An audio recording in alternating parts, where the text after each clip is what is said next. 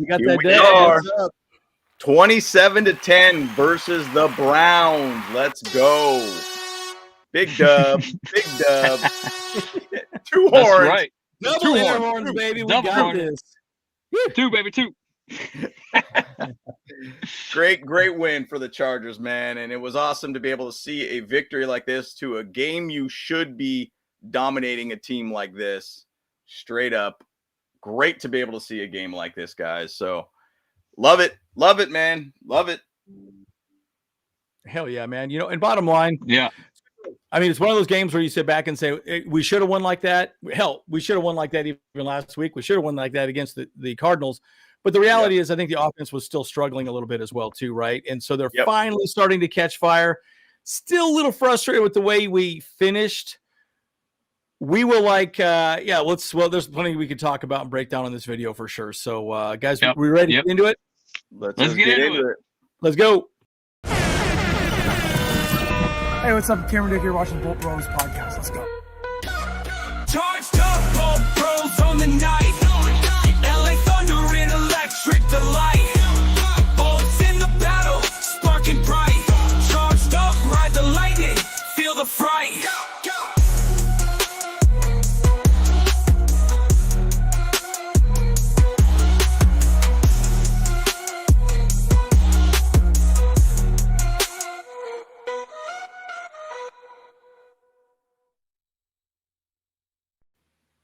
That was the wrong video. That was the outro. Either which way, whatever. We'll do it that way. I was like, wait a minute. You do it again. I was like, I wonder if that's going to end real quick. That would suck. I was like, oh, that's hilarious. That is so live. That's the wrong one.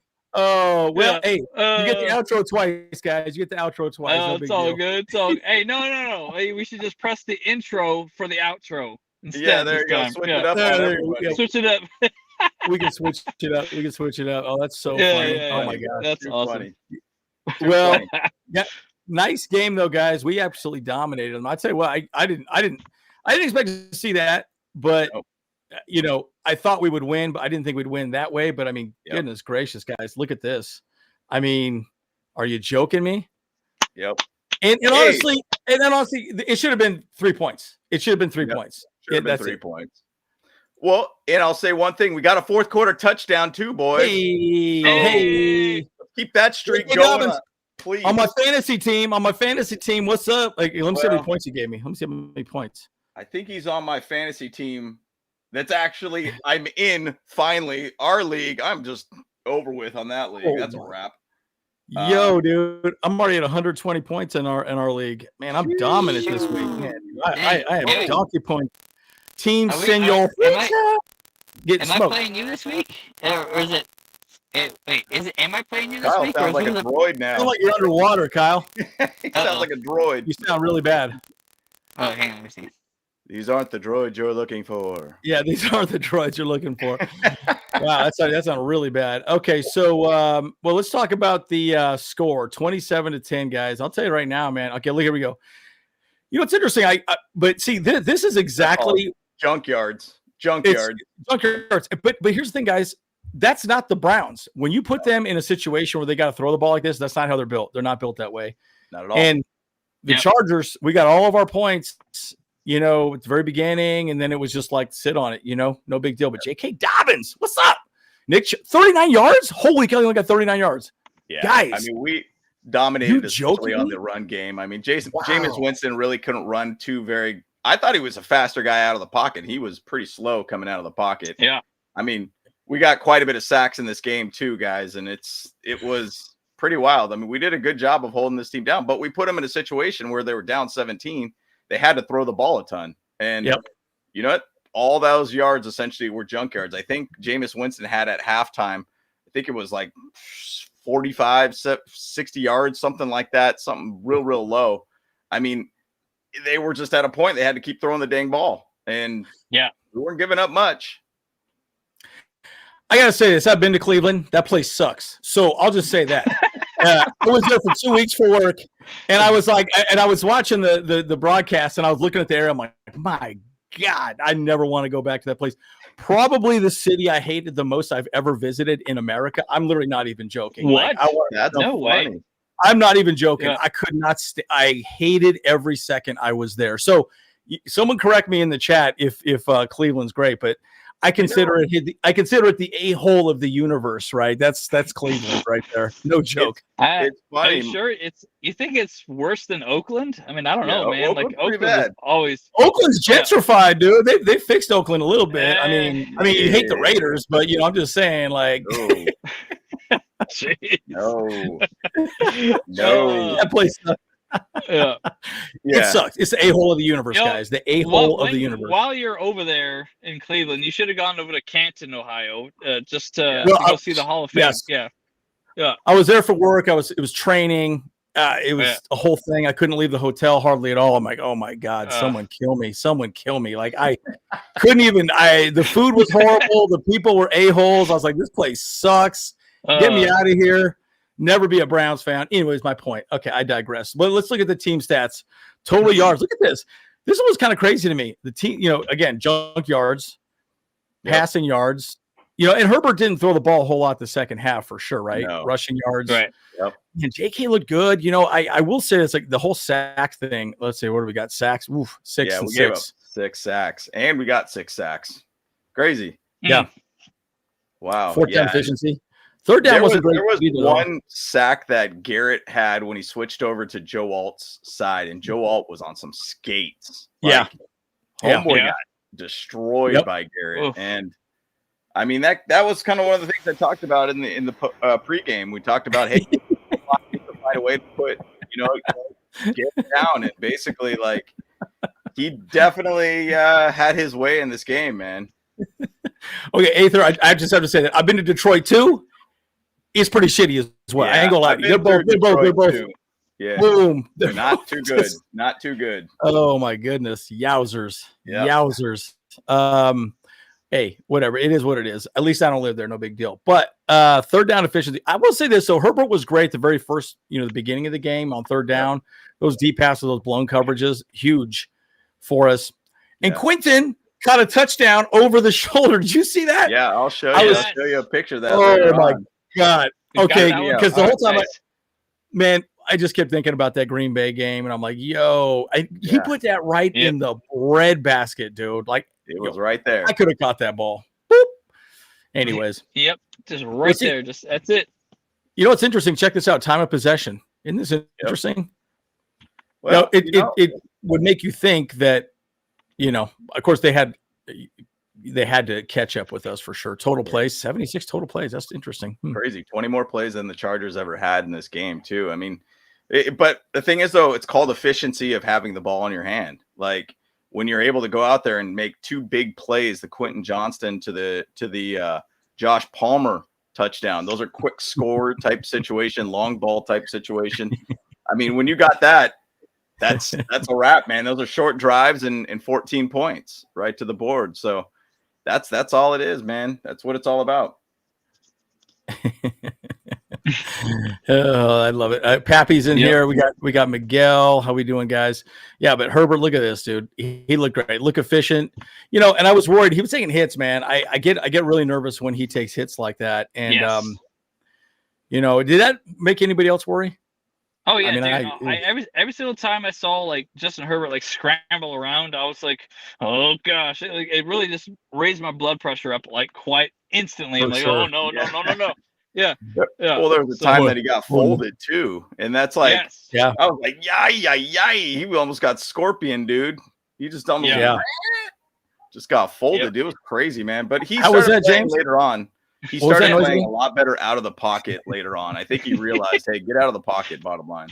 Let me try that noise. I think it was more like a what was that noise? It was a cat. It was a cat in the alley. Oh, that was a cat. Yeah. Oh, that was a cat in an alley. Oh my gosh. I was like, I sound like a pig or something. I was like, what? I was like, what you talking about? So you get bended and go like that. You know what I'm saying? You get straight tacoed, reverse taco, dude. Okay, reverse taco. Okay, I like that. I like that. Okay, well, yeah. Herbert did good, but JK Dobbins, man, he get 6.1 yards a carry, man. I tell you, this was his league average. He's explosive, man. He can make it happen.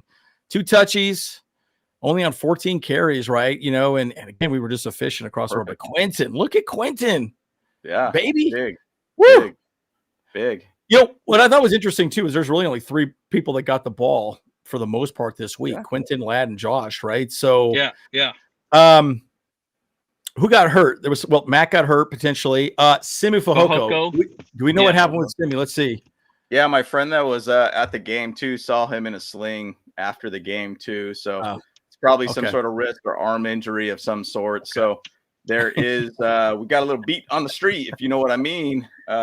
So yeah, it's something's going on with his wrist or his arm. So I mean, I assume that he'll probably go on the IR after this. So that's kind of where it is timely to where DJ Shark finally finds his way on the field.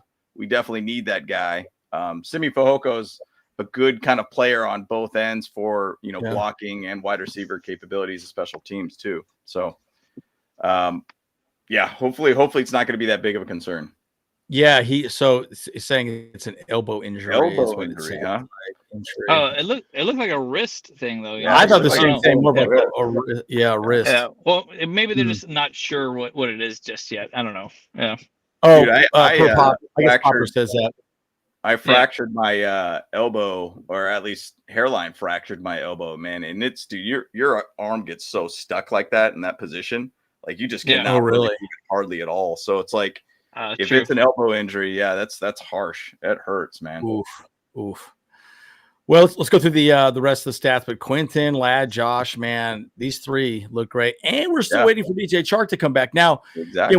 We could talk about this as well. I know maybe tomorrow we should do another video, maybe a post, another wrap up thought video. But maybe there's some trade targets again after teams lose today. Teams are going to say, "Hey, season's over. Let's just dump some of these players and try to see what's available." But I'm fairly confident that, Joe Ortiz is already having conversations with other organizations about players and, hey, you win, you lose, okay, let's talk, whatever. Right. Depending on how this game goes. But again, Rager has not looked bad. He's looked fine. Hayden Hurst, and I will say this: Disley dropped a couple balls. I thought was a little bit frustrating, but man, look at Troy Dye too, man. What a game! Yeah, I played really well. Made some good hits. Yeah, he played good. Holy cow!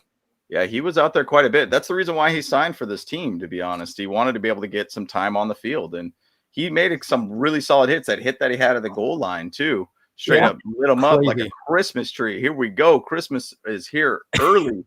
Let's go. Let's go. It ain't even Thanksgiving yet. You can't talk about Christmas yet, bro. Come on now. It ain't even Thanksgiving. Even on the broadcast, there was a lot of Christmas, commercials going on there. So going to the stores, they're knocking down all that Halloween stuff straight to Christmas. Let's go. Yeah, that's right. Yep. We don't care about any other holidays except Christmas. Come on now. That's it. Nope. Hey, that's the best time of the year for basically any business out there, so it's like that's when they make all their money, Yeah. Oh yeah. I'll say this. It's interesting because the linebackers have played so amazing, but look at Deion Henley, dude. 8 tackles, 5 assists. He's looking incredible. And Troy Dye looked amazing. Derwin James looked great. But you know why Derwin can be up at the line is because we have a guy named Elijah Molden.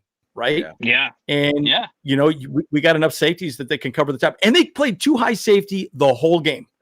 They were they rarely blitz, which was shocking to me.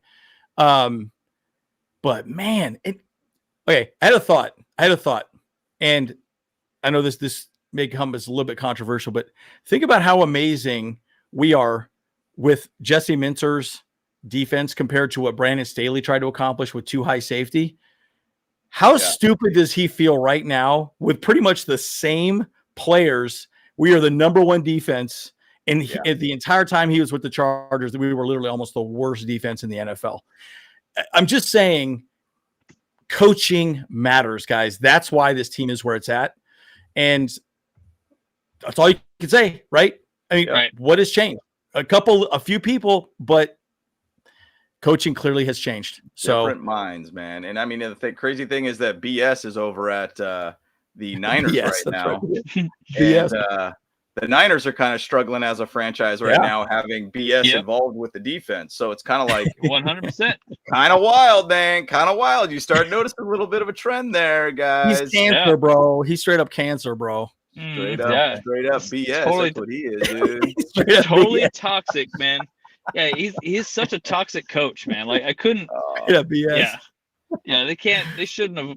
He should not have a job anywhere right now, honestly. Like so, but like Rex Ryan said, send him back to Division 2 or whatever, right? So right. Hey, but Alohi Gilman gets a pick. Tarheeb still gets a pick. Elijah Molden gets a pick. I feel like Oprah.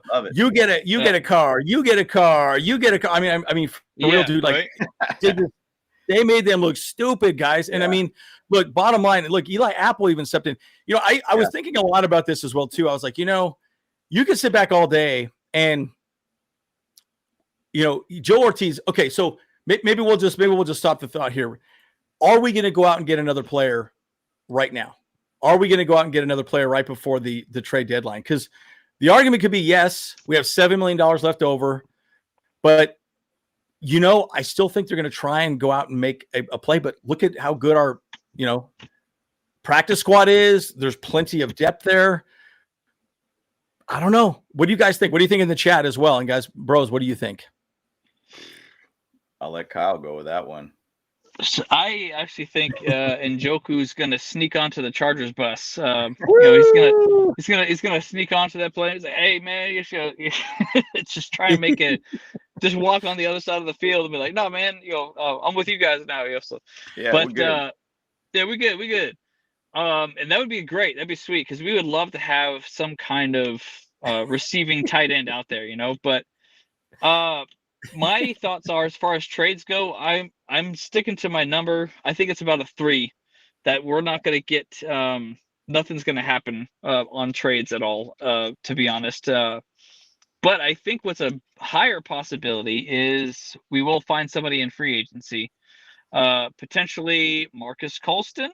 You know, I don't know. I shared something with you guys or on our Instagram that apparently he's I like his attitude because he actually hates Derek Carr. He's been talking mad trash about him while he's like not with the team and stuff. And so I like that energy. You know, he Derek Carr was a Raider a long time ago. Anyone that hates Derek Carr is a I think should be a Charger. So let's bring him over. Let's bring him over. Yeah. Do you mean Michael? Not because Marquise Colston. I don't know if he's kind of old. Michael Thomas, right? Yeah. Sorry, yeah. Michael. I was kind of confused too. I'm like, who are you talking about? Colston's I meant Michael Thomas. I mean, he's an LA guy too. He's born and raised in LA and everything too. So I mean, I assume that he's out in Los Angeles. So I mean, I think there was some talk about getting him over there, or maybe it was some of the fans basically talking about wanting to come over there, but.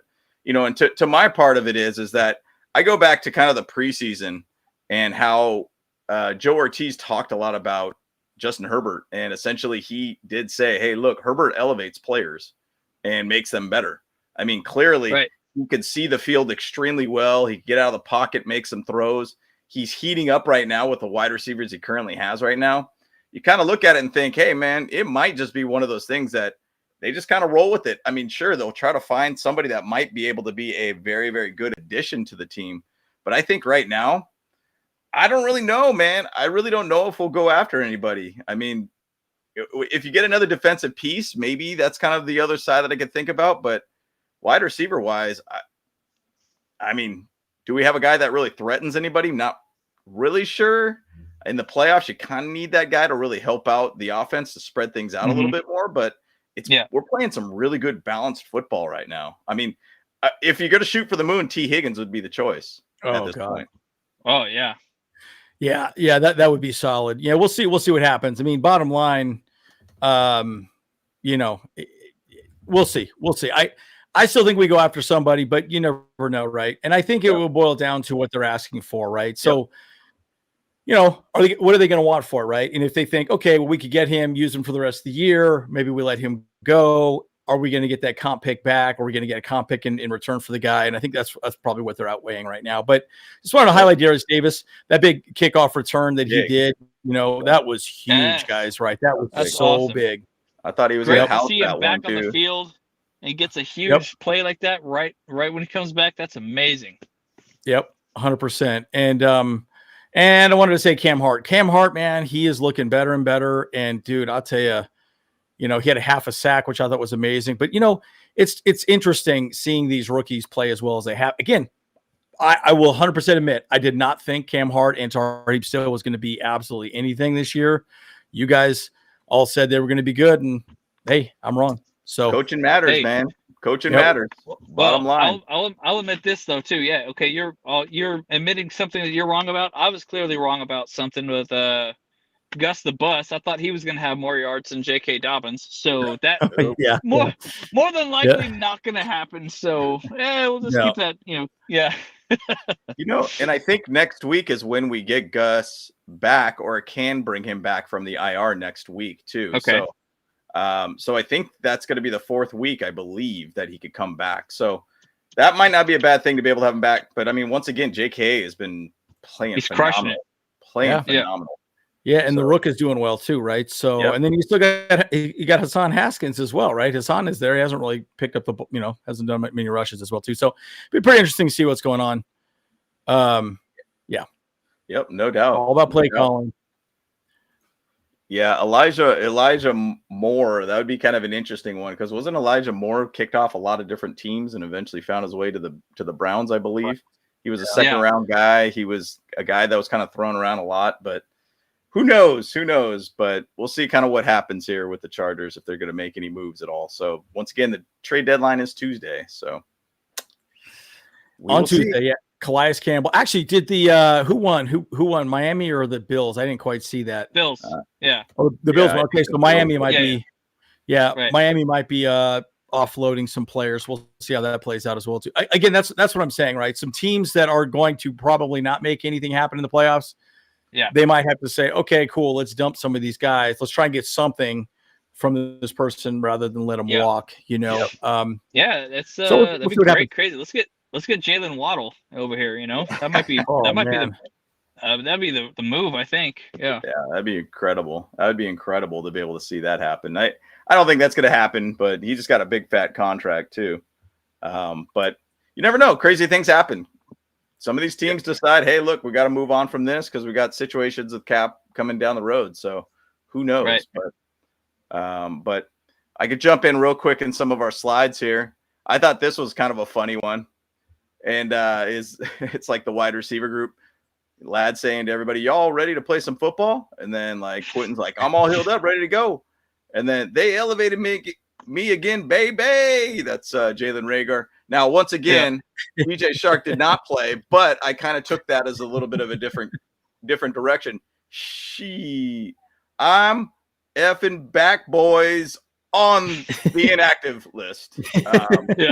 So, and then you got Brendan Rice over here, F Poor guy. Life, BRB, dude. He's on the IR. So it's pretty funny. I thought it was a pretty funny post by the No Limit Bolts.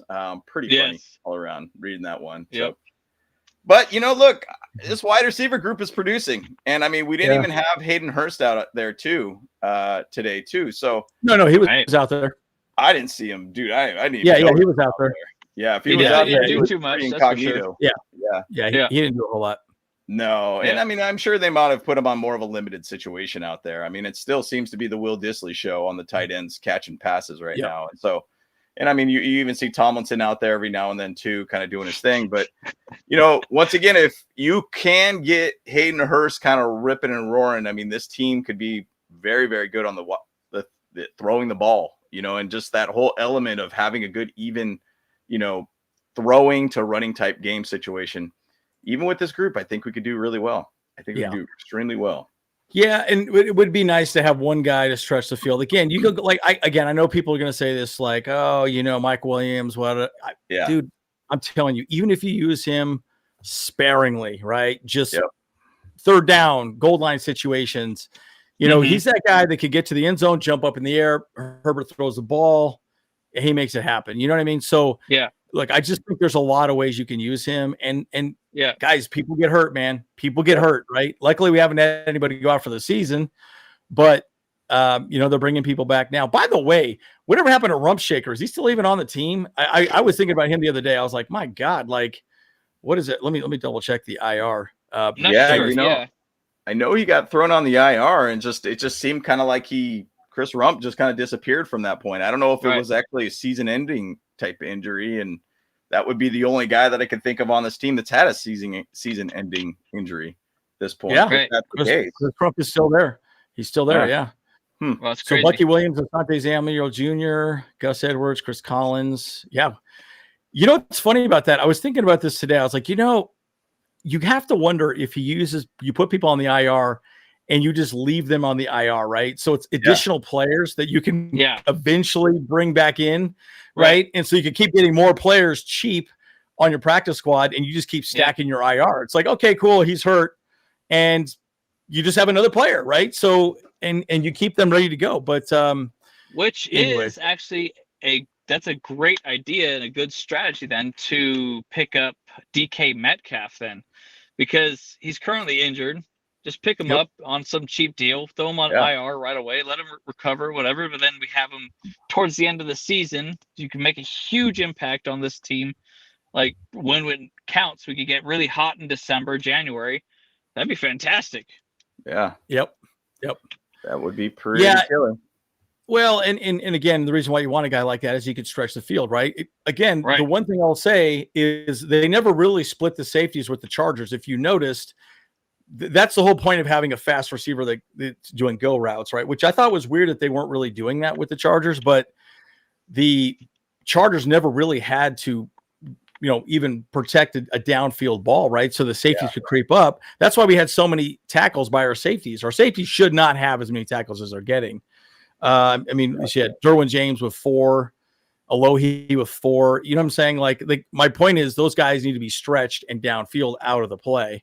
Yep. So, hey, one thing I'm going to just throw out there, shout out to JK Dobbins, who crossed the 600-yard rushing line so far this season, earning a $150,000 bonus per his agency too. Hell yeah. And he's also right now at a run rate of about 1,300 rushing yards and 13 touchdowns. Dude, so crazy. He's going to get paid next year, dude. I'll tell you what. He's going to get paid. He's going to get paid, dude. Again, he's on a 1-year contract. So we'll see.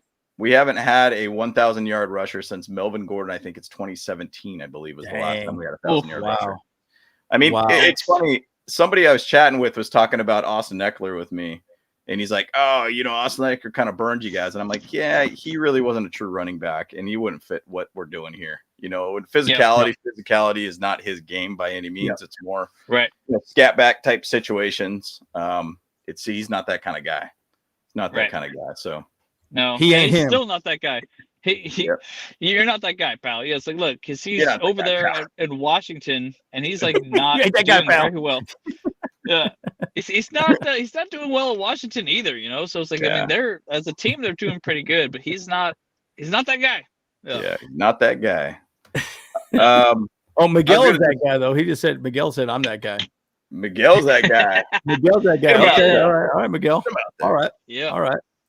I was going to share some photos from my friend that's out at the game pregame. This was on Saturday. She bumped into Derwin James and also Cameron Dicker. She also got Cameron Dicker to sign her sweatshirt too, by the way. And she said at the same time, I'm not trying to have you sign my boobs. It's just my sweater kind of thing. So, so it was really cool. But she was at the hotel where all the Chargers players are at. They would walk by. Khalil Mack was not giving any autographs. Herbert wasn't doing any autographs, but she basically got a couple pictures with some of the Chargers players. So pretty cool stuff, man. Pretty cool. Yeah, what a good way to be able to kind of get hyped up for the game, meet a couple of the players and such. Yeah.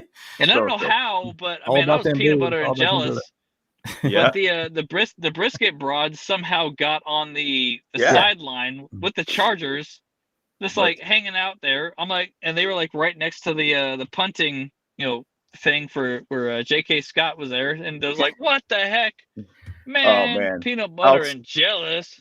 Totally, dude. Totally, man. How sick would that be, man? To be able to be on the field, dude. That's a Bolt Bros. That's a Bolt Bros goal here. Yeah. Have us three on the field at the same time, man. How sick would that be? That'd be an amazing. Oh my goodness. Awesome. I would die a happy man Oh, happy man. Actually, after Super Bowl. After Super Bowl win. Let's see what Super Bowl win. We gotta get that dub, dude. Yeah. Yeah. Oh, no doubt. No doubt. But I'll tell you, man, our guy is cooking. And what play is he looking right there on his wrist? He's saying throw Donkey the punch. ball downfield all the time. Okay, cool. Got it. Keep it going. Throw the ball downfield. Like, I mean, you got to love what Justin Herbert's doing right now. He's playing as a top 5 quarterback. Oh, big time. Line. Yeah. I mean, when you got a healthy Justin Herbert, you have a dangerous team. You have an elevated offense. Oh, yeah. Once again, I've been saying, dude, if this offense could just basically catch up to the defense, this team is absolutely dangerous right now. Yeah. Like, 100%. and we're starting to get to that point where this team is like clicking on all cylinders offensively. Like, once again, if we just get about 100, give or take 100 yards rushing on the ground, 250 in the air, we'll be totally fine. That's the goal, in my opinion, for this team, because Justin Herbert will make his throws and make things happen. It's just exciting to watch him out there when he's healthy. Like, it's such a fun time to watch. Oh, big time. 100%. Yeah. 100. Incredible. Yeah, and honestly, in Herbert, he's healthy, guys, right? He's finally can move around the pocket. He can do what he needs to do. He could plan, he could throw, he could do, he's not hindered, right? By the way, I did notice there was a couple plays where he kept looking at his hand. I got a little nervous. I was like, oh my God. Oh no. What happened to his hand here? What happened to his hand here? No. You know what happened? Yeah. Yeah, So, there's times he's taken some hits, and I'm like, oh, please don't. Quit grabbing at his ankles. Quit doing that. Don't get up limping or anything, Herbert, please. But it's very fun to watch Herbert out there slinging the ball around, man, and that's big time. That's exciting. Just nice clean pocket throw right here too. Just seeing him just having a good time, making throws happen. The one thing I was kind of going into this game is just like, I really truly feel that Herbert was going to do what he did today, and he completely made it happen. A couple pass break or defensive breakdowns by the Browns, completely wide open. Quentin Johnston and specifically Joshua Palmer, like, that was incredible to watch. And you give Herbert some time, he'll make some throws. Now, it got me nervous about the 6 sacks that we've given up on the offensive line. I mean, Alt got smacked around by Garrett, and then Slater got freaking hosed on 2 sacks in the same drive. I believe it was the first down and the third down, I believe, of that drive. And it was just like, yay, man. Don't let Garrett cook, dude. Don't let Garrett cook. Yeah. It's dangerous. So Miguel just said, can we talk about sacks on Herbert? What can we do to improve? Well, it's the interior line. What they're doing is they're beating us on stunts, right? So they're running stunts. They're running just interesting little crisscross applesauce plays up in the middle, man, and they're blitzing, bringing pressure up the middle, and that's where Bozeman needs to get better. Number 75 right there, right? Bozeman struggled. That's why I actually thought when they elevated Sam Mustipher from the practice squad this week, maybe that they would have maybe put him in there over Bozeman. Right. To be honest with you, they probably just brought him in as like a backup just in case someone got hurt. But it also maybe will tell Bozeman, hey, buddy, like, we got another center we could bring in. I mean, we don't want Herbert getting hit. You know what I mean? So that's a hard part. So it's tough. I mean, again, that's where the blocking tight ends come into play, right? I did notice for a while there, I think in the third quarter, we had a lot of the 2 tight ends in there, and they were blocking, the edge rushers quite a bit.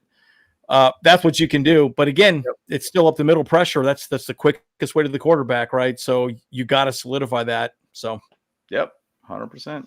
And it's a hard thing to be able to want to make a switch in the mid-season and saying, hey, we're going to put in a new center or something like that. Like, I mean, ideally, Robert Hunt was the one guy that I was kind of pointing at, who's from the Carolina Panthers, an elite guard, and you would throw him in the right guard, and he would just absolutely solidify that right side of the whole O-line. Now, it's once again still falls on Bradley Bozeman. He needs to be able to make sure he can make his blocks. But you know what? That's such a hard position to be able to make a shift on. You've gone all off season as a group trying to build up a relationship so you can communicate to each other. But bottom line, it scares us, just like what Kyle was saying. It just scares us to be able to see him taking these hits, and you're just like, oh no, man, we can't have that. We cannot have that. So exactly. And one, there's a lot to be said about that. But Zadarius Smith, who did a great job. I'm not sure if he got a sack today, but he is actually a trade rumor right now, for the Browns, right? So, I mean, Browns ain't going nowhere now, man. That team's going to be dismantled at this point, right? So my point is, Miles Garrett. Hey, Miles, why don't you just hop on the plane back with us, man? Play with the real team. Yeah. You know, Come on over. I know you got 3 sacks, but another guy that's on the trading block is Sebastian Joseph Day. Do we want him back? So nah. We don't need him back. I think our D line's actually pretty good. I think it's actually playing better on a lot of levels. Actually, apparently, there was some inside information that I have about Sebastian Joseph Day. Apparently, he's kind of an a-hole in the locker room. Yeah, he's really. He's pretty toxic in there, and he just kind of a know-it-all, a Brandon Staley kind of guy, we're just like he's obviously he's a very competitive type of stuff, like that, but he's like he tries to tell other people how to do their job too much apparently, so it's like that's not something you want there, Yeah, you don't want that. But again, it's like a guy on the pickleball court always telling you everything you're doing wrong, dude. Bro, get out of here, bro. Get out of here. Yeah. This young blood tried to ask me. He said, "Hey man, you know how to dink?" I was like, "Bro." I looked at him. I was like, "What?" I was like, looked at him. I was like, "Bro, I listened to you dink one time," and he didn't even do one. I was like, "Oh, bro." That's so anyways, funny, it's a completely different game. But SJD has a big mouth, just like BS. We'll call him BS from Brad. BS is his name, dude. We'll call him BS. By the way, Morgan Fox, aka Megan Fox. Woo! 2 sacks, probably could have had a third. I don't know what happened on that last one. He killed it. Oh my god, he killed it. He looked amazing, dude. Wow. And the one thing too, and it's exciting to be able to see that he got a couple sacks. I actually have a picture of that later on in our slides here, but I was just going to bring up, kind of our special teams. Like I felt like our special teams played better because that's been kind of one of the weaker units out of the 3. And we got a great run back from Darius Davis. Awesome to see. We had some really good tackling too. Positioning of the ball in general from like JK was pretty good outside of the whole missed field goal by Cameron Dicker. But outside of that, I really feel like we did a very, very good job on special teams. I think if we could get that special teams to start ripping and roaring, like I thought Darius Davis was going to take that one ball back to the house. Like I thought that was going to happen, and I would have loved to see that happen. But if we could get that unit to start kind of moving upwards with all the other units and just having as another layer of like threat, let's go. Like that would be a phenomenal addition to this team. Oh my God, that's amazing. I was trying to find the PFF scores here. I don't know if I've seen it up yet. But Morgan Fox played phenomenal too. He definitely played phenomenal. But by the way, the one thing I'll say about Simi Fehoko, again, we're talking about wide receivers. I know this is something I didn't say. He's a very good blocking wide receiver. Arguably the best blocking wide receiver on the team by a long shot, right? So when you start talking about the running game, he's going to affect the running game, unfortunately, because he's not going to be out there because he's such a good blocking wide receiver. I've always said I actually think Simi Fehoko should turn into a tight end. Eat some more meatloaf or something and become a tight end, and just be a bigger dude, there you go. Get bigger in the weight room or something, because he's a big guy. Like he's tall, you just add some more weight to him. Roid him up a little bit, you know what I mean? And see what he can do. You didn't hear me say that. Yeah. Well, that's on record now. It's on record. I'm gonna tell the stenographer to get rid of that real quick. Hey, we gotta edit that. We gotta edit that. He didn't say roid him up. He did not say that. No. You just need to give him some Andrew chews, so that we kind of pump him up a little bit, Yeah. That's right. That's right. So good. Well, and I put this picture up here for Josh Palmer and just showing how far wide open he was. Like there's not a single dang player on the dang field when he caught this ball. Oh yeah. Yep. There ain't nobody sitting in that entire picture there outside of, you see, I think you see, was that Ben Herbert over there in the corner, and then that ref just kind of standing over there. There's already touchdown, hands up in the air, dude. Good to go. And it was crazy to see that. I mean, that whole defensive breakdown there just to let Josh Palmer essentially just walk right on in. I mean, that was awesome to see right from the get-go, man. Great game for Josh Palmer. I mean, we did a phenomenal job with those wide receivers today. So shout out to Josh Palmer. Justin Herbert stats at the half, 14 for 16, 250 passing yards, 2 touchdowns, Yeah. 158.3 passer rating. Crazy, right? Goodness. That's insane, dude. That is insane. Wow. Crazy. That is crazy, dude. Oof. Wow. Yeah. He was lighting it up, dude, like a Christmas tree, baby. I'm gonna use a lot of That's right. around here. But it's all about that Christmas. You know what I mean? Crimbus, baby. Right. Crimbus. Crimbus. You say Crimbus?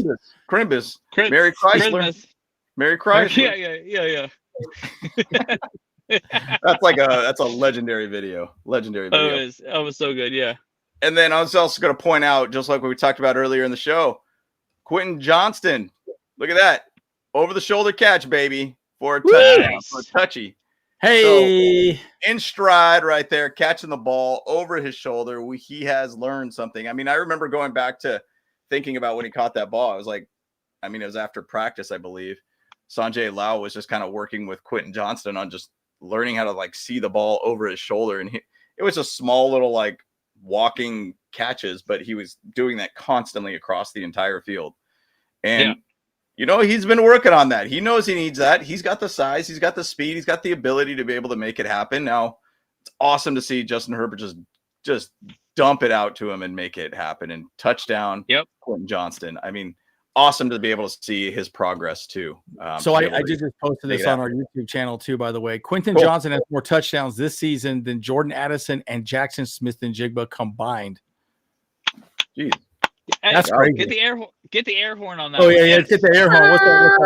What's up? Hey, yes. Dude. And by the way, I have JSN on my fantasy team. I might have to dump his ass now. You know what I'm saying? That's cool. Oh, man. Yeah. That's tough. But, shout out once again to JK. He got that touchdown looking good, celebrating with everybody here. Once again, he's got the ability to get 1,300 yards this season, 13 touchdowns. So we finally got a run game. And to be honest, like people that basically like Austin Eckler, like, cool. Like Austin Eckler was great as a pass catcher. I've always viewed him as a wide receiver 3 kind of guy, like kind of a small body, kind of slot kind of guy. But he catches a lot of passes in the flat and just makes things happen from that point. But now we finally got a run game, guys. And that's something we've been missing a lot. Kyle brought up to the game, because I think I was saying something like, I feel pretty good about this. I think we got this one a wrap at 20 points. And then Kyle said something about the Jaguar game. He's like, yeah, we're pretty much jaded after that one. So, no reason why we lost that game because we didn't have a run game. Period. Like we couldn't pace the game out. Clock. Yep. And what are we doing now? Chewing up the clock. We have a run game that actually could do something for once. So right. It's great to be able to have a run game, guys. It's not as flashy as the downfield throws or anything like that, but man, it is a critical part of the offense. You can't just be a complete 100% pass offense and expect to be able to win every single dang game. You need to be able to pace. I think the Bills are kind of a perfect example of that, in my opinion. They really haven't had a run game pretty much at all, and they put everything on the shoulders of Josh Allen. Like, they need to be able to be more balanced as a team offensively. Yeah, so, and you have to be, right? Because again, it's like what I said with the pass game and also the run game, right? If you're not, here's the crazy thing about this game too, by the way. We were getting pressure with 4 pass rushers. Yep. In the NFL, if you can do that, it's a wrap. It is a wrap because you can sit back, put everything in zone, and they were in zone. Like, the announcers pretty much said we were in zone the entire game. We saw only a few blitzes, and if you could do that, rush 4 and get enough pressure, you're not going to win. You're not going to win the game. Yeah, you won't. The defense is going to eat because they will eventually get an intercept. We got 3 of them today. 3 picks. By the way, I did just see an interesting statistic. Speaking of offensive linemen, right? So I know people were talking about interior pressures. Number 77 right there, that's Zion Johnson. But Bozeman is the 64th best center in the NFL. Yeesh. Trey Pipkins is the 58th best guard in the NFL. Oh, and Zion is okay in run blocking, not great in pass blocking, right? So if you want to talk about the offensive line problems, those are the 3 right there, right? Yeah. So pretty interesting.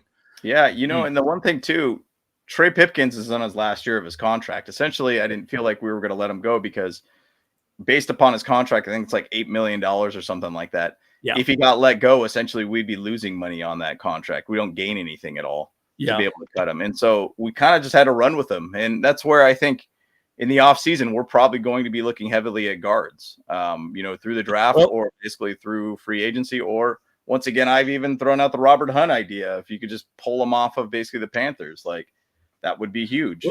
Think about this with Trey Pipkins. What if we could trade him away? Because he's a tackle, he's a natural tackle, and we pick up a guard, right, from somewhere else, right? It's another team that needs a tackle. When we'll just swap players, maybe give them a 7th round pick or something like that. Yeah. You never know what Joe Ortiz could come up with, but my point is, he's not a natural guard, right? And that's really where I think, we've got to figure that out, right? And no doubt. Yeah. You run GT counter, the guard and the tackle both are pulling, right? And they need to be fast enough to make, to be in a spot to help the running game. Yep. So, that's a problem. It's a huge problem. It's a big problem, man. It's a big problem. I mean, we'll see kind of where it goes from there. But I mean, to go back to your point about the defense and how they played, actually, after they showed this on the broadcast, we got another sack, total 6. Oh, so sick. So we got 6 sacks this game, 3 picks, 1 blocked field goal, 2, which was kind of weird. I thought Tarheeb still kind of like sat around after like they like the ball was falling around on the ground. He kind of like held up, and I was thinking, man, go grab that thing and scoop it up, man. Let's go. Like, let's go grab that thing, dude. I don't know if he kind of freaked out or had a glitch or something there, but I mean, this defense is once again absolutely legit. Once again, we held a team to 10 points. I mean, we're allowing 13 points a game right now. We'll probably go down a tick too. Yep. This team that's only allowed up to 20 points, I think, once this year. And so this team is absolutely defensively is absolutely stellar at this point. Like, it is, we have an absolute legit defense for once, and it's awesome to watch, guys. One update that Daniel Popper did put out there, speaking of defense, is Junior Colson left the locker room in a boot, ruled out with an ankle injury. That was 48 minutes ago. So it must have happened somewhere. I don't even remember him being out there a whole lot. In fact, I kept saying, like, where the heck is he? Because I don't think he's on here. Yeah. I don't see him.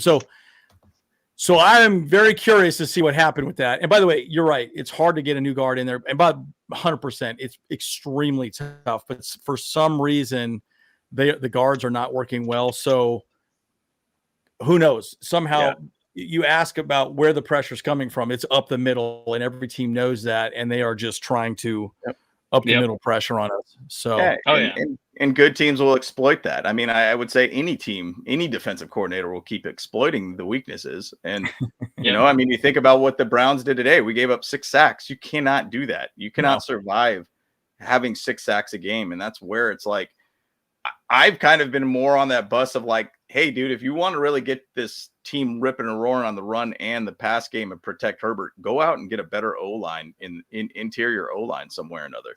Now, it's a little hard to do that though, too. Yeah. Oh, by the way, very, very difficult to do that. Speaking of which, we got the pass chart here of Justin Herbert. If you guys want to see it real quick here. Yeah, pop it up. That's for today's game. For this? Yeah, for today's game. Yeah. Oh, they already popped it up. Okay, That's awesome. I was kind of surprised. I didn't think I was going to see that. Yeah. So last week it would take forever. So yeah. Yeah, I was a little annoyed by that. I was like, that's kind of annoying. But here we go. But look at this though. Look at that. Deep. Touchy. Touchy. I mean, that's just amazing, dude. And look, we're driving downfield. I'll show you some of the past weeks, but man, this is nice. This is a nice distribution. Yeah, it's pretty very much not on the left side though. It's very much on the right though. So he doesn't throw to the blind side very often. So which is now he is holding the ball a little more than I would like. To be honest with you, I think they talked about didn't they say in the broadcast it's like 3.7 seconds or something like that, which is like, a lot, right? Really long, way too much. Yeah, it's so way too long. So it does hurt. It hurts your offensive line because they have to hold blocks for a long time. So that's where the argument comes into play, right? Okay, well, you need to get the ball out. Yep. I mean, and that's the thing. Like, if you want I've always looked at it. If you're an offensive coordinator and you got a pretty bad O-line, get the ball out of the quarterback's hands quick as you possibly can. Make a lot of quick dink and dunk type situations. And I'm not saying our O-line's bad by any means, but you got to say, hey, you're going against Myles Garrett, one of the top edge guys in the league. And he basically did wreck this game quite a bit. Yeah. Obviously, it didn't really help him to get a win by any means, but at the same side, you don't want your quarterback taking hits. So, but it's great.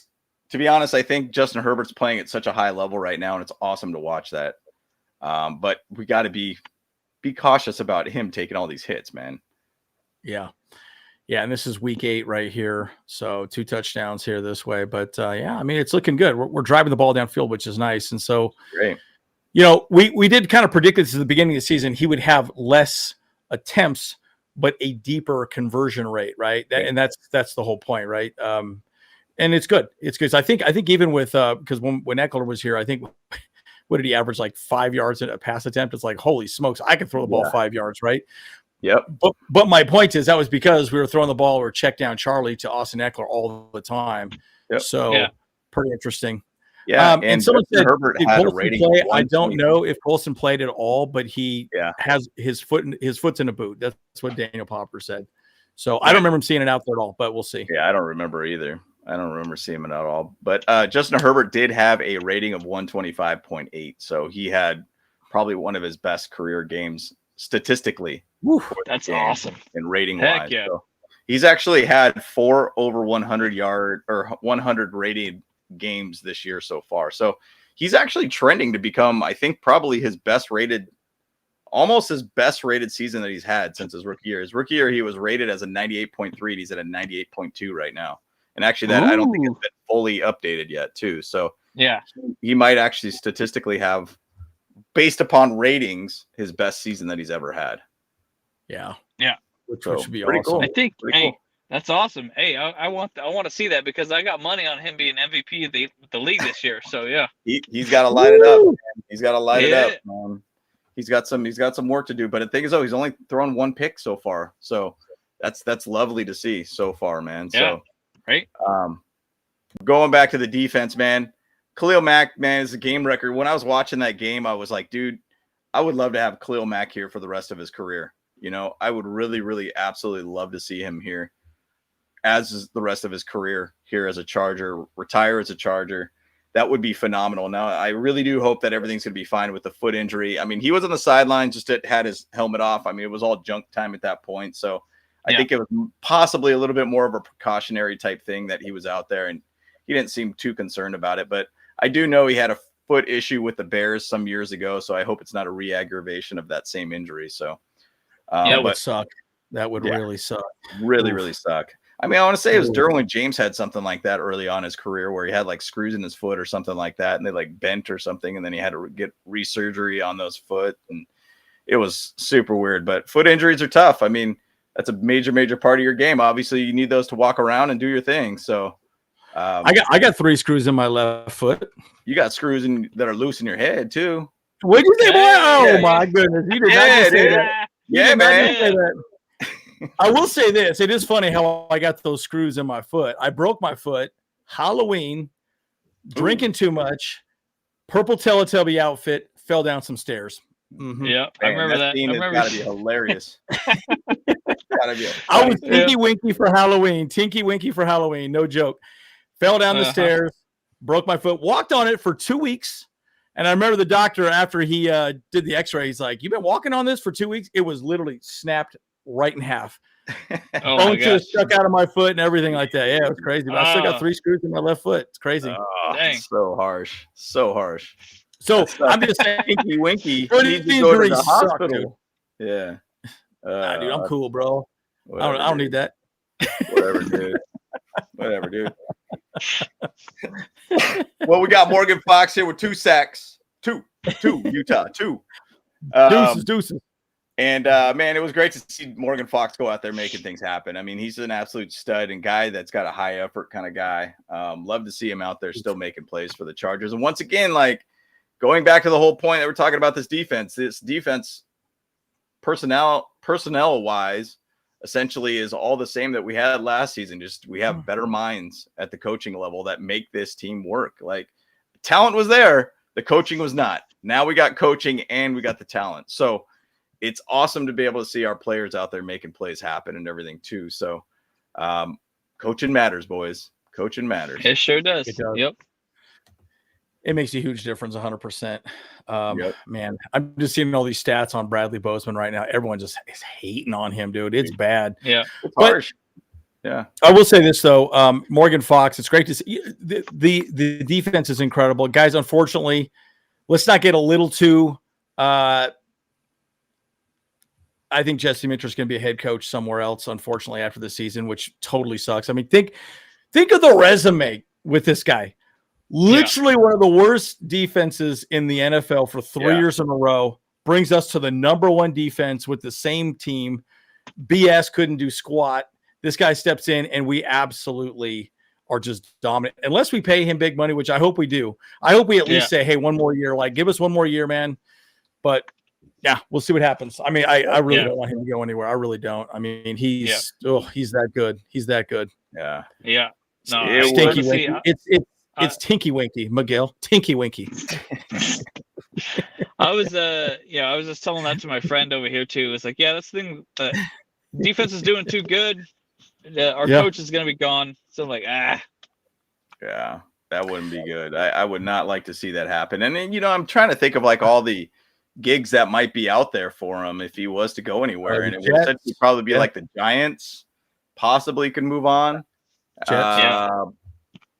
Dallas, the Jets possibly, but do they go defensive head coach kind of again? Like Cowboys, it's a possibility. I mean, I don't know, man. You got to look at the full picture of it. Do you want to go into that mess or not? And right.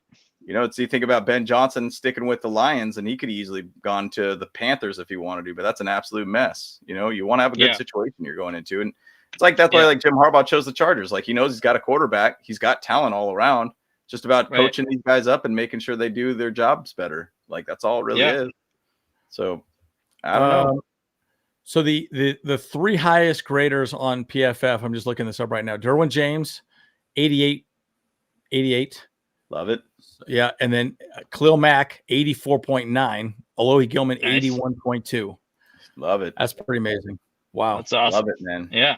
And it's crazy because like this defense is just so fun to watch. Like, I mean, even to say this picture right here, Tariq still, tipping the ball basically eventually goes over right over to Elijah Molden. And Elijah Molden's been the guy that's been doing phenomenal on these tip drills because he's always the beneficiary of the whole situation every single time. But Tarheeb, man, like once again, guys, like, and in the comments too, they were talking about Tarheeb and like, what do you guys think about Tarheeb? I mean, Tarheeb and Cam, dude, those are some absolute gems from the 5th round. I want to emphasize too, we did a video talking about like the Ravens and how they as an organization, with Joe Ortiz being kind of an assistant GM there too, they've done a great job of getting high-end talent in the back end of the draft to where Tom Telesco had only 3 Pro Bowlers the entire time after the 1st round in all of his drafts. Like, that's the thing. The Ravens find ways to get talent and whatever round it might be and still find ways to be able to get like potential like Pro Bowler guys out of those drafts. Now, I'm not saying these are Pro Bowler guys, but these guys are out there as rookies making plays and looking good at what they're doing. They're not looking lost at all. They look like they fit right on in. And that's, once again, coaching matters again, guys. And coaching basically makes sure your team kind of comes together as a unit. And once again, GMs matter too. Elijah Molden's been a phenomenal pickup for this team. Like, phenomenal pickup. And it's a 2026 pick that we gave up for him. Great. Like, and he's been an absolute stud for us. So just pointing that out. Just pointing that out, guys. It's amazing to see this. It's amazing to see what's happening here with this team. Oh, 100%. Yeah. And they just made a comment here. Asante Samuel Jr. is about as good as gone after this season, because of Hart and Still stepped up in a big way. It's like, all right, we can let him go. Hey, we can even use him as a trade. If a team needs Asante, take him, You know, we can get something else from him. That's a total another thought right there. That's absolutely another thought. I mean, you still have Dean Leonard in the back end too, and he's been out there every now and then too. So, it's once again the whole thing when a new regime comes in, they kind of pick and choose what players they want to keep around that fit well for them. And it's at this point, it just seems like Asante is not going to fit well for the long-term plans. I mean, they have been grading out extremely well with Tarheeb and Cam Hart, and they've been doing well as a defense.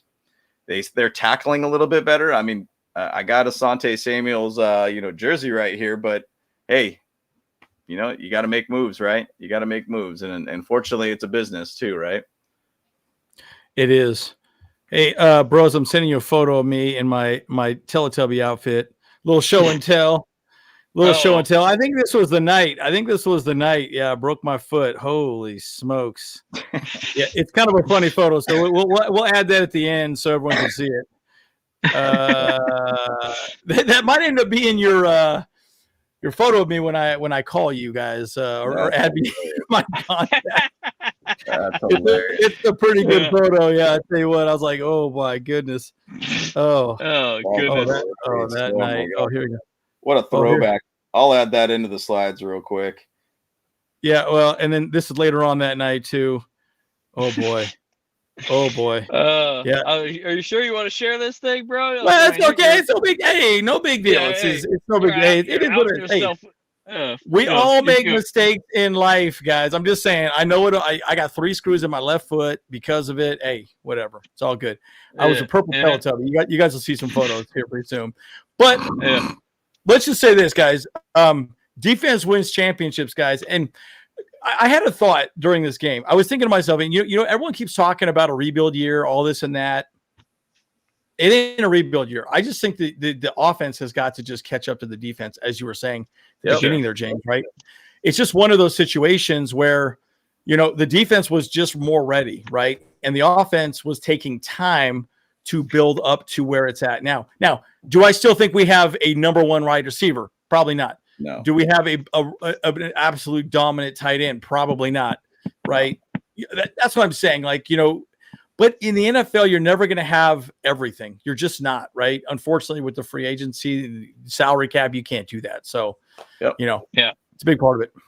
Yeah, 100%, 100%. I mean, we got a really good, once again, very good core of players here too. I think we're getting the best out of every single player on this team at this point. So. Which is great to see. So, Amber, you and I are we're cut from the same cloth because that's exactly what happened to me. I'll tell you what. Too funny. Oh, I'm sober now, though, guys. I'm 100% sober. So, but yes, my drinking days. Anyways, yeah, man. Well, Alohi Gilman basically got a nice pick. Tarheeb got his also later on in the game too. It's awesome to be able to see this team, just making things happen. I'll say too, one thing about the Ravens-Browns game from last week, they even talked about it on the broadcast that Jameis Winston almost threw like 3 picks in that game too. So it was like, it just kind of like, I knew for some reason it's going to happen in this game that the Chargers are going to get some picks in this one.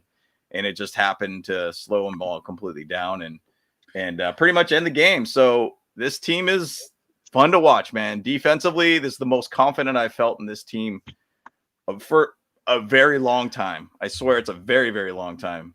Yeah. What were we coming into the game? +6 in the turnover margin, something like that? Let me double check that. It's got to be. Yeah. Oh, I don't know. It's pretty high. And I was looking at, we lost James. All right. I mean, I came into this season expecting us to be high on the turnovers because every single time Jim Harbaugh has been in the league, it's always been they had tons of interceptions and turnovers, takeaways, whatever you want to call them, Yeah. I mean, I remember in camp there was a lot of drills based upon like tip drill type situations. And put your hands up at the line, make sure you can pop the ball up, make sure it kind of goes up in the air, becomes a free ball at that point. And it's showing on the field. I mean, coaching matters a lot. I feel like with the BS, we never really saw anything like that. Like we never saw anybody really putting their hands up at all at the line at all. Like it was put your head down and just try to get to the quarterback kind of thing. And it's pretty annoying to watch. With the BS. We were +6. Yeah, we were +6, so now we'll be Jeez. +9. So Love that's pretty it. sick. Yeah. Love it. Wow. Look at, by the way, the Titans are -13. Jeez. -13. That's The our Raiders next are, victim. yeah, and the Raiders are -13. That is crazy. Yes. Yeet. This defense Oh, going that to is eat. bad. Wow, Yeah, I had no idea they Kenneth were that bad. Murray will be back in LA too because he's with the Titans. Isn't Sebastian Joseph Day with the Titans too? Is he? And you know who Yeah, I found out also is Joshua Kelly. He's with the Titans as well. Oh, okay. All right. Yeah. So Yeah, he'll be some back there too. familiar faces for sure. Yeah. Yeah. That's pretty cool. So that'll be the matchup coming up this following weekend. So I mean, once again, guys, there's a lot of things ahead of us that like this next game could push us to 6-3, and then you go and play the Bengals at that point. That's going to be a big game. And to be honest, the Bengals just dismantled the Raiders. Thank you so much. Appreciate doing that there, Bengals. That's a big game in my opinion. Like the Bengals are a very good team, but I mean, they're very much in a hole at this point that they have to win out at this point. And I think that's a big game for the Chargers. Now, once again, we got Jesse Minter's defense, and it's this team, I swear, could basically stop any team at this point. Like, it's just about our offense once again catching up to the defense.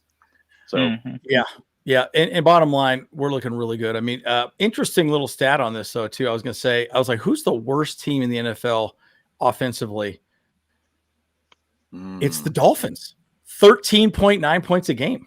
Wowzers. Wow. That's crazy. The Dolphins. I did not expect that. So I was going to say the Patriots for a second, but I was like, wow. Patriots they're pretty close, 15.5. Okay. Then the Giants are 14.6, but that's pretty bad. You know, so it's gonna be real interesting to see what happens with all that right now for sure. But my goodness. Well, and that's McDaniel, like that's his like bread and butter is like offense over there. Like he is an offensive minded guy, but I mean, once again, Tua goes down with a concussion and everything too. That kind of throws everything in a tailspin with that offense for that team. So for sure. It's not good at all. But if you guys want to see a picture of Andy as a Teletubby, here we go. Hey, here we go.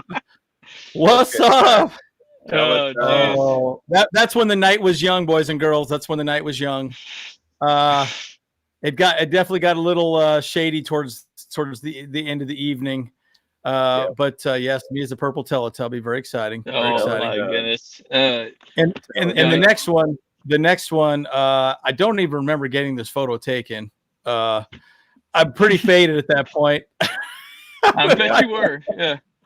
We got a couple pirates on the ground there. You know, we're at this party. I can't remember those girls' names. They're pretty hot. I don't even know what they're supposed to be. Some sort of who knows.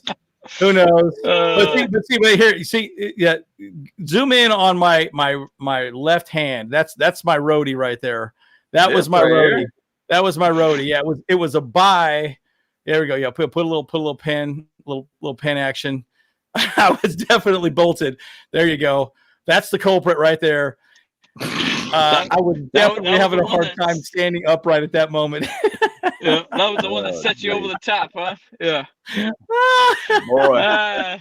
That's it. Oh boy, that was it. Well, you know, those are the days, boys and girls. Those are the. I mean, look.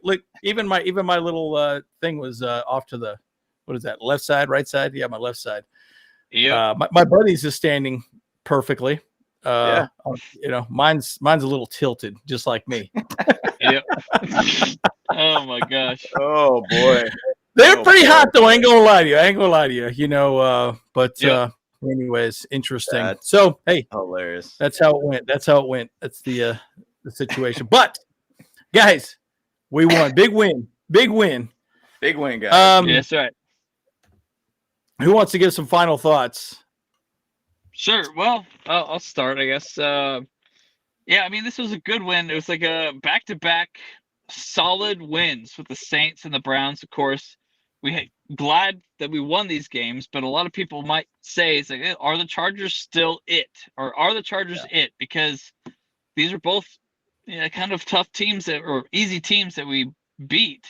So it's a lot of people will say, well, beat a real team like, the Steelers or like the Chiefs or something like that, like these playoff bound teams.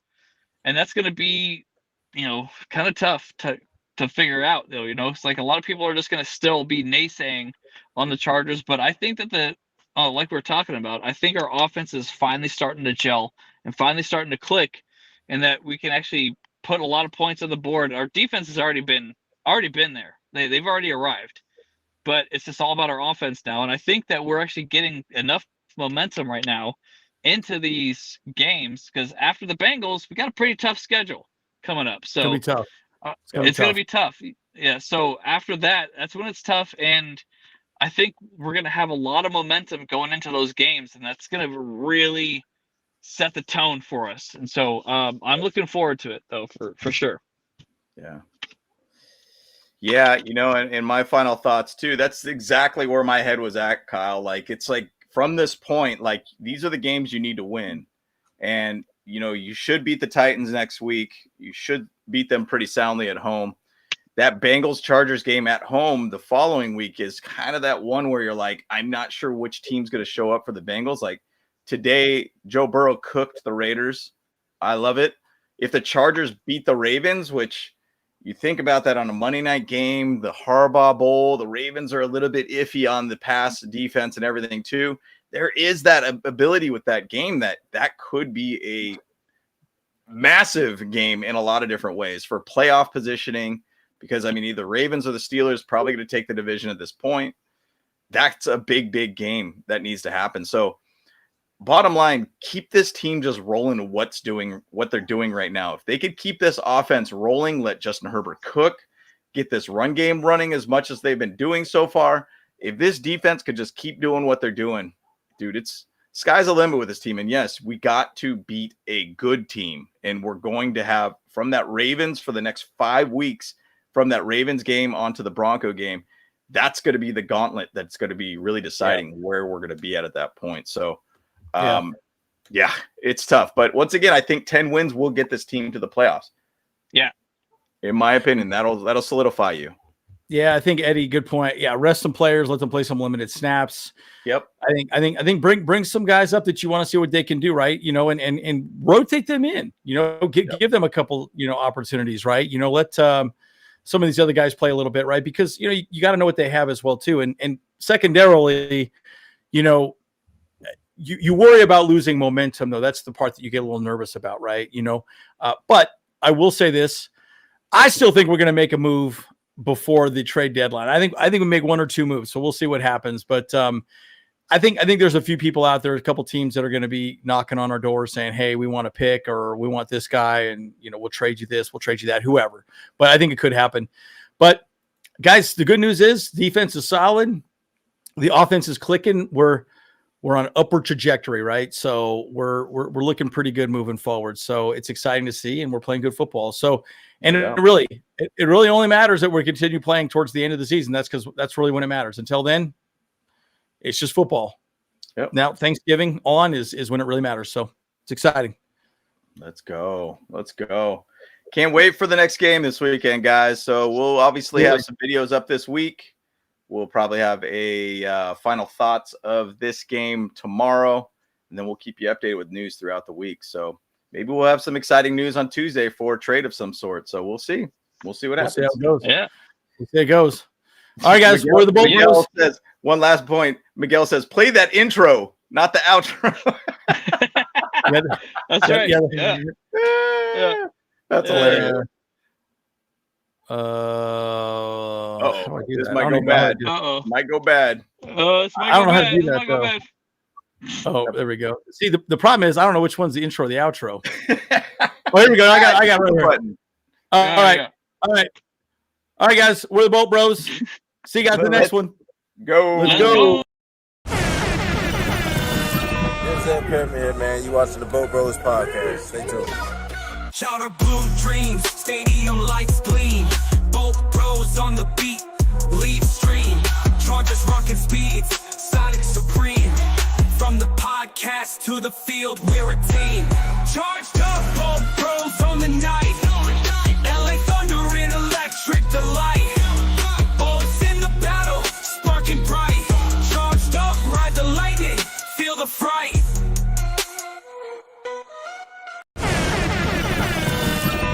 what's up? Cameron Dick here watching the Bolt Bros podcast. Let's go.